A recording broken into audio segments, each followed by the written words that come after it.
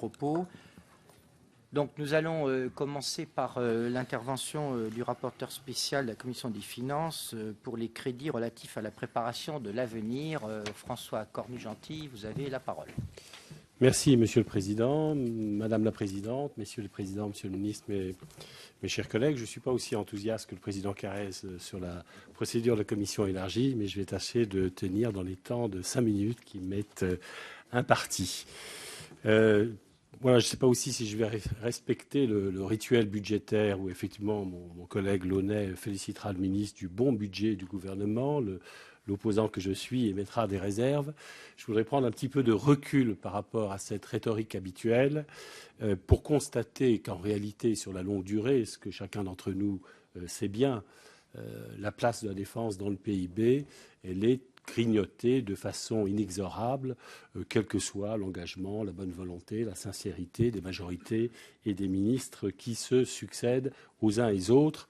Et donc, plutôt que de s'agresser ou de s'auto-féliciter, il faudrait peut-être que collectivement, on se demande pourquoi ce mécanisme de grignotage de la défense, et en particulier du 146 dont je suis rapporteur, ce mécanisme, quelles que soient les intentions des uns et des autres, il est en route et on arrive très très difficilement à lutter contre et à l'enrayer.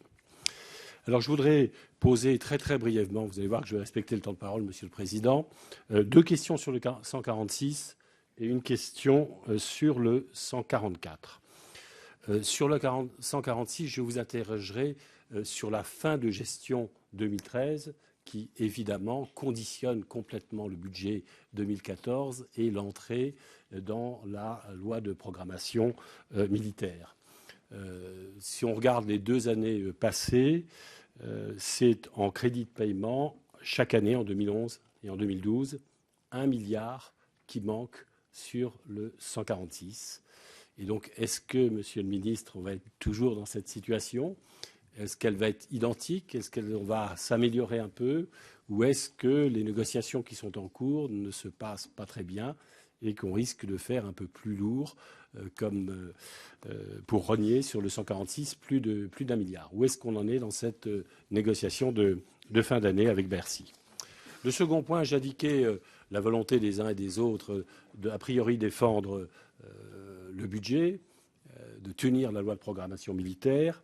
Et je voudrais néanmoins indiquer qu'il me paraît y avoir d'emblée des points de faiblesse qui doivent nous amener à réfléchir les uns les autres. Premier point de faiblesse, me semble-t-il, la budgétisation en retrait des OPEX. Alors je sais bien qu'on a assisté à des démonstrations plus ou moins brillantes, plus ou moins convaincantes pour nous expliquer si, c'est vrai, c'est sûr, on va tenir avec 450 millions, mais je ne sais pas l'avis de mes collègues, mais ça paraît quand même très, très, très difficile à tenir.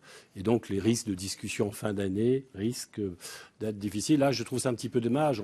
Ça avait été une bagarre commune qui avait été amorcée du temps de Michel Alliot-Marie pour essayer de monter sur la budgétisation des OPEX et pas terminer les fins d'année un peu en catastrophe comme ça se faisait auparavant. Là, pourquoi est-ce qu'on a un recul sur ce thème ? Les évaluations qu'on nous donne sont sympathiques, mais elles ne sont pas vraiment crédibles. Donc j'ai un certain malaise sur cela. Second point de faiblesse, me paraît-il, sur 2014, et pas seulement dès 2014 et pour la suite, on en reparlera en loi de programmation, c'est toutes les ressources extra-budgétaires. Je mets là-dedans aussi bien les investissements d'avenir que les recettes exceptionnelles. Le débat ne porte pas uniquement sur le montant prévu, sur le délai où viendront ces ressources exceptionnelles. Le débat vient plutôt du fait, de mon point de vue, sur la fragilisation du budget et de la LPM qui en résulte. Puisque vous savez très bien que ces recettes extra-budgétaires, elles ne sont pas très orthodoxes du point de vue de la LOLF. Elles peuvent donc prêter à des discussions et donc à des menaces infinies du côté de Bercy, sans attendre que la Cour des comptes se mette dans le débat. Et donc là, je pense qu'il y a intrinsèquement une menace sur le budget de la défense, et donc sur le 146, dès 2014. Comment est-ce qu'on peut sécuriser la procédure budgétaire qui me paraît un point de faiblesse. Dernière question pour respecter parfaitement le délai qui m'est imparti, sur le 144. Chacun d'entre nous a noté avec satisfaction la volonté d'inverser la tendance sur les études amont. On sait qu'elles conditionnent très largement l'avenir.